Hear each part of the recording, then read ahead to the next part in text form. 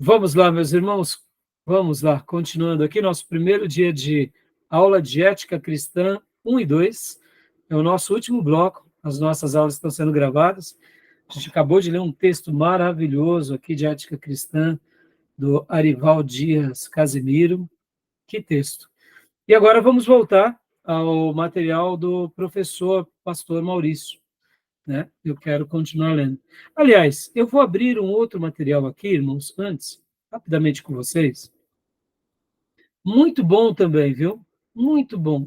Que eu peguei nas redes sociais. Olha só, que material interessante. A gente tem que ouvir tudo e reter o que é bom. Ouvir tudo e reter o que é bom. E a gente não pode ter preconceito quando a gente está estudando, em nada. Eu gosto muito lá na igreja de falar, irmãos, tenham senso crítico, não tenham medo de nada, aprendam tudo. Agora, claro, você tem que dosar, né, sobre essas questões. Tem coisas que fazem mal para nós. Então, se eu estou indo numa coisa que me faz mal, para. Mas a gente está num seminário teológico, estamos estudando sobre ética. A ética é um guarda-chuva muito grande. Acreditamos que a ética cristã é um guarda-chuva ainda maior. Mas a gente aprende com tudo. E olha só esse slide aqui que eu vou compartilhar com vocês agora. Ó. Muito interessante. Eu vou passar aqui para vocês. É um slide até do TRE. Olha só, é antigo, mas eu achei muito interessante. Tribunal Regional Eleitoral de Rondônia, Programa Eleitoral do Futuro. Mas ele traz aqui alguns princípios éticos e morais muito interessantes. Eu vou compartilhar depois com vocês, né? Ó. Então, vamos lá. Ética. A gente já vai voltar para o texto do pastor Maurício, tá? Mas eu achei muito legal. Ó, tradicionalmente, é entendido como um estudo ou uma reflexão sobre os costumes ou sobre as ações humanas. Pode ser entendida também como a própria realização de um tipo de comportamento. O estudo da ética é dividido em dois campos: problemas gerais e fundamentais, como liberdade, consciência, bem, valor, leis e outros. E problemas específicos ou concretos, como ética profissional, ética na política, ética sexual, ética matrimonial, bioética e etc. Moral e ética andam de mãos dadas e se confundem. No centro da ética aparece o dever, ou obrigação moral, conduta correta. O estudo da ética se defronta com problemas de variação de costume. O que é moral na Etiópia não é moral no Brasil. Por exemplo, a bigamia. Para os muçulmanos, é honroso ter mais de uma esposa. Já para os países católicos, pregam a monogamia, casamento único. Interessante isso, né, irmãos?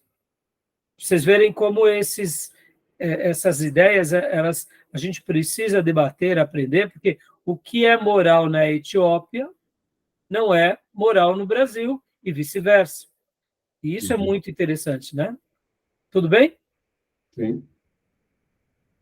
A ética na Antiga Grécia. Historicamente, a ideia de ética surgiu na Antiga Grécia por volta de 500 a 300 a.C., através de observações de Sócrates e seus discípulos. Sócrates, sei que nada sei. Uma coisa posso afirmar e provar com palavras e atos. É que nos tornamos melhores se cremos que é nosso dever seguir em busca da verdade desconhecida. Palavras de Sócrates. Sócrates refletiu sobre a natureza do bem moral, na busca de um princípio absoluto de conduta. Duas formulações mais conhecidas: nada em excesso e conhece-te a ti mesmo. Platão, discípulo de Sócrates, colocava a busca da felicidade, sumo bem, como o centro das preocupações éticas. O homem só encontra a felicidade na prática das virtudes. O ideal buscado pelo homem virtuoso é a imitação de Deus, aderir ao divino. Virtudes: justiça, ordena a harmonia, prudência ou sabedoria, põe ordem em nossos pensamentos, fortaleza ou valor, faz com que o prazer se subordine ao dever, e temperança, serenidade e autodomínio. Olha que interessante, né? As ideias aqui de Platão, né? Sobre essas questões da virtude. Que mais? E aqui agora vem Aristóteles, discípulo de Platão. Estudou as virtudes e os vícios, concluindo que existem vários bens em concreto para o homem. O homem, como um ser complexo, precisa de vários bens tais como amizade, saúde e até riqueza. O homem tem seu ser no viver, no sentir e na razão. Ele não pode viver, mas viver racionalmente com a razão. O maior bem, a vida virtuosa. A maior virtude, a inteligência. A ética grega fundou-se na busca da felicidade. Para Aristóteles, o fim do homem é a felicidade, a que é necessária a virtude, e a esta é necessária a razão. A característica fundamental da moral aristotélica é, portanto, raciocínio, visto ser a virtude a ação consciente segundo a razão. Se a virtude é uma atividade segundo a razão, mais precisamente é ela um hábito, um costume moral, adquire-se mediante ação, a prática, o exercício, e uma vez adquirida, estabiliza-se, mecaniza-se, torna-se quase uma segunda natureza e logo torna-se de fácil execução como o vício. Olha que interessante, né, irmãos? Essas frases são muito interessantes. Aí aqui vem agora ética na Idade Média. Querem fazer alguma discussão aqui sobre Sócrates e Platão e Aristóteles? Querem fazer algum acréscimo, algum comentário? Tudo bem? Podemos prosseguir? Eles são profundos e é muita filosofia. Muita filosofia, né? Por isso que vale a pena depois, né, Júnior, a gente reestudar um pouco esses assuntos, relê-los, refleti-los. Essa aula, irmãos, é aquela aula que eu procuro exercitar a seguinte maneira de estudar. Você lê uma frase e pensa com muito... com um tempo bem adequado sobre aquela frase. Fica refletindo, sabe? Usa do exercício da imaginação, da reflexão, faz questionamento. Eu gosto muito de ler um artigo como esse, ou de pensar da seguinte maneira: quando eu estou estudando algo assim, eu fico fazendo sempre perguntas para o autor. Por que ele disse isso? Onde ele quer chegar? Por que ele está falando isso? Esse tipo de interação, mesmo que seja algo pessoal e íntimo, nos eleva a essa reflexão mais apurada, ao questionamento. E a gente só consegue entender um pouco isso dessa forma. Pode ver que a filosofia ela se torna um pouco complexa, por quê?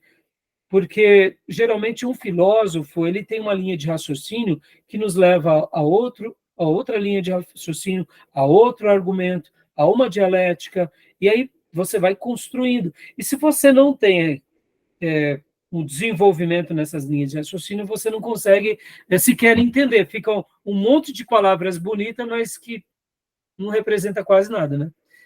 O que Caminho diz, acho que utopia, porque, na verdade, o que tem muita importância deles é os princípios, né? Sim, os princípios. Né? E a gente, né, Júnior, eu gosto muito da expressão, né, ser simples sem ser simplista, né? Tentar entender esses princípios, que nem aqui, né, por exemplo, a gente, ao ler sobre esses três grandes filósofos gregos, Podem ver, a Grécia se tornou praticamente o berço de toda a democracia, não é simplesmente, irmãos, porque era o único lugar que se fazia filosofia. Não é verdade isso. Os egípcios faziam filosofia, os babilônios faziam filosofia. Podem ver que dentro das culturas antigas, os sumérios, só que qual é o grande diferencial e por que os gregos foram determinantes nesse processo evolutivo da formação das culturas, das cidades, da democracia? Porque eles levaram isso ao debate público, ao questionamento público, à interação pública. Aí mudou tudo. Porque enquanto um Egito tem o seu faraó, tem a sua corte, tem os seus generais, tem os seus sacerdotes que dialogavam com o faraó e acertaram muito, podem ver que quando a gente começa a ver a história egípcia, eles são uma dinastia de quase 1000 anos. Pô, era lá. Não era um povo qualquer. Sobreexistir em 1000 anos é uma coisa absurda. Não me recordo muito bem, mas eu lembro que são vários séculos. Se não me falha a memória, entre 700 a 1000 anos. Claro, com seus altos e baixos. Quando a gente pega, por exemplo, a própria Babilônia, nós temos a Babilônia como império, mas quando a gente vai fazer um corte nela como reino, ela subsistiu por séculos.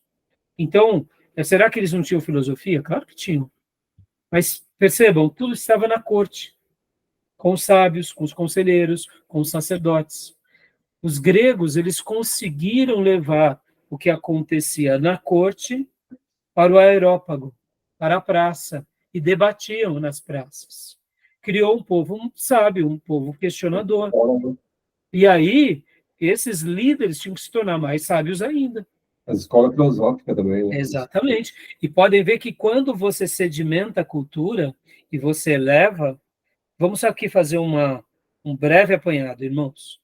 A gente pode falar o que for do povo americano, mas olha como eles são em educação básica. É de tirar o chapéu.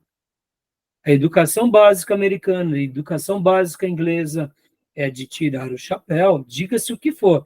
Os americanos, eles são os gafanhotos do mundo, admito, eles são mesmo, mas eles são o gafanhoto do mundo inteligente.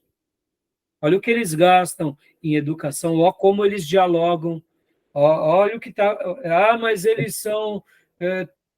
o império... É verdade, eles têm erros horrorosos. E não vamos dizer que não tenham, não, mas eles estão ali no diálogo, eles não...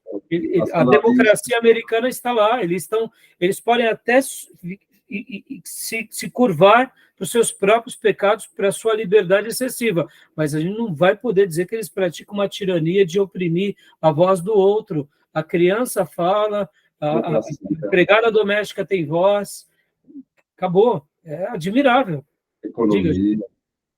A economia, a oportunidade que eles deixam. Podem ver como o nosso país não tem educação básica, como o nosso país está se enveredando para um lado de domínio das massas, de impedir que as pessoas tenham acesso às coisas. A maneira de impedir com que você tenha acesso a tudo. Ou seja, é perigoso. Porque os americanos eles têm muitas oportunidades. Porque nesse mundo de inteligência, de diálogo, se cria mais oportunidade. Agora a gente pega as riquezas dos americanos naturais e pega do Brasil. A gente somos incalculáveis, mas o que nos falta? Educação, essa discussão, essa liberdade. Então percebam que existem caminhos que a gente não pode, mesmo que seja numa igreja, utilizar. A tirania na igreja é mais fácil, dizer não de forma simplória é mais fácil, colocar uma fé cega é mais fácil, mas está errado. Não foi o caminho de Jesus, não é o caminho bíblico e não é o caminho que Deus deseja para nós, né? Então, beleza? Então, vamos continuar aqui o artigo para a gente concluir. Olha só que interessante. Na Idade Média. Na Idade Média, o pensamento ético passou a ser ligado à religião, à interpretação da Bíblia e à teologia. A ética e religião. A religião traz em si uma mensagem ética profunda de liberdade, de amor, fraternidade universal. Estabeleceu muitas regras de conduta, trazendo, sem dúvida, um grande progresso moral à humanidade. Claro, aqui é só uma síntese, né? E aí ele vem agora e coloca nesse artigo ética na Idade Moderna. Na Idade Moderna, 1600, encontramos duas tendências: a busca de uma ética racional pura, subjetividade humana, e tentativas de unir a ética religiosa às reflexões filosóficas. E aqui eles vão trazer grandes pensadores modernos. Né? E aqui, né, depois vocês leiam aqui, eles colocam também Karl Marx, claro, né? Immanuel Kant, a gente já comentou um pouco deles. E assim, depois vocês acabem lendo falam sobre a questão da liberdade, né? E aí termina esse texto. Tá bom, meus irmãos? Ok. Beleza? Beleza. Né? E agora vamos voltar para o nosso artigo aqui do professor Pastor Maurício.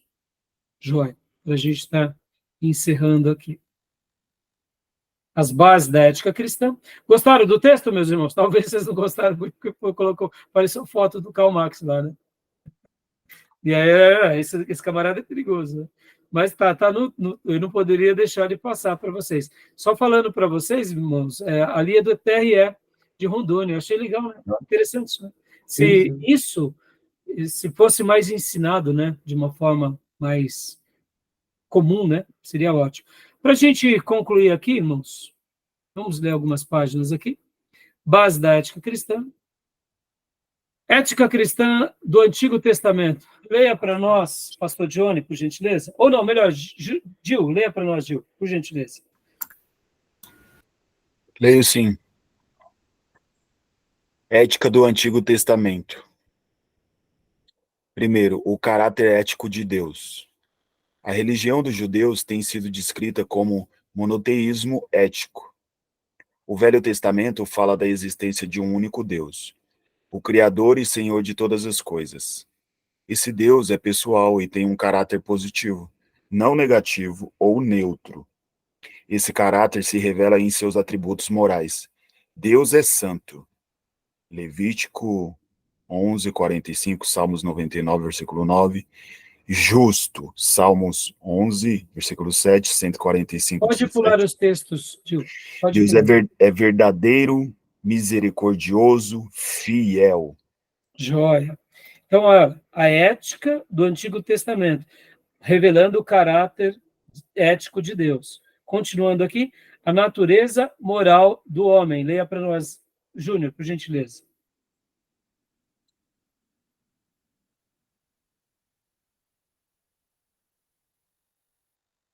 Acho que está bloqueado o seu fone, Júnior. Ok. Joia. A Escritura afirma que Deus criou o ser humano à sua semelhança. Isso significa que o homem partilha, ainda que de modo limitado, do caráter moral do seu Criador. Embora o pecado haja distorcido essa imagem divina no ser humano, não a destruiu totalmente. Deus requer uma conduta ética das duas criaturas. Sede santo porque eu sou santo. Joia. Ou seja, aqui, quando nós falamos há pouco, né, sobre o caráter ético de Deus e agora a natureza moral do homem, eu sei que talvez na cabeça dos irmãos que já passaram pelos módulos de teologia sistemática, a gente lembrou de duas matérias, dos atributos comunicáveis de Deus e dos atributos incomunicáveis, lembram? Dos Sim. atributos morais, atributos espirituais, e também agora sobre a questão da antropologia. Quem somos? Como fomos formados? E o que somos depois da queda, né? Pode falar, Júnior. Depravação moral do que falam os presbiterianos lá. Sim, sim. Né? E que a Bíblia respalda, né, Júnior? E agora, sim, pastor Johnny, para a gente encerrar, leia para nós esse texto, por gentileza. Joia. A lei de Deus. A lei expressa o desejo que Deus tem de que as suas criaturas vivam vidas de integridade. Há 3 tipos de leis no Antigo Testamento: cerimoniais, civis e morais. Todas visavam disciplinar o relacionamento das pessoas com Deus e com seu próximo. A lei inculca valores como a solidariedade, o altruísmo, a humildade, a veracidade, sempre visando o bem-estar do indivíduo, da família e da coletividade. Joia. Eu vou parar por aqui, irmãos, por causa da hora, já deu o nosso horário, né? Mas olha que interessante. Há 3 tipos de leis no Antigo Testamento: cerimoniais, civis e morais. Olha que interessante. Quando a gente estuda teologia sistemática e faz aquelas pontes, ou a própria hermenêutica, nós entendemos e fica muito claro, por isso que um seminário teológico, ele é muito bom, porque a gente faz aquelas leituras adequadas. Como aplicar agora o Velho Testamento no Novo Testamento? Como Jesus fez e como os apóstolos fizeram, e como nós, igreja do século 21, devemos agir diante dessa revelação de 2000 anos atrás. Né? Então, assim, a lei de Deus está em nós, a palavra de Deus expressa tudo isso no Velho Testamento, Deus inculca em nós para que a gente construa um mundo melhor. Alguém já disse essa frase, que podemos aprender pela experiência, mas nós nos tornamos mais sábios quando aprendemos pela experiência dos outros. Eu posso aprender pela tentativa e erro. Quanto tempo isso me durará? Possivelmente uma experiência bem maior do que aquele que aprende com a experiência do outro. O que eu quero dizer com isso? Nós nos tornamos mais sábios quando nós temos esse olhar para a história. E já que sabemos que o ser humano é o mesmo, só muda alguns apetrechos de tecnologia, mas é o mesmo homem caído em qualquer contexto, ou como disse, né, o escritor daquele livro, O Homem que é Homem, um livro escrito para homens, esqueci o nome do autor agora, que eu indico inclusive para vocês, eu nunca mais me esqueci de uma frase, que ele fala, certa ocasião, ele diz assim, que o ser humano não mudou, o ser humano continua o mesmo desde o Éden. Dizer porque agora ele come as suas presas de garfo e faca, ele deixou de ser um canibal, só mudou que agora ele usa garfo e faca, lencinho, mas é canibal do mesmo jeito. Ou seja, eu gostei dessa definição, né? Ou seja, os valores de Deus revelados em toda a história da humanidade, principalmente na Bíblia, são categóricos. Né? O homem ele é depravado, ele é pecador, ele é falho. Civilizado. Hã? Civilizado, mas a essência é outra. Ele foi civilizado, então é o canibal, e ele diz mais ou menos com essas palavras. É como dizer que o canibal evoluiu só porque ele está comendo agora o ser humano, né, que ele capturou, de garfo e faca. Ele é um canibal. Ou seja, somos pecadores, né?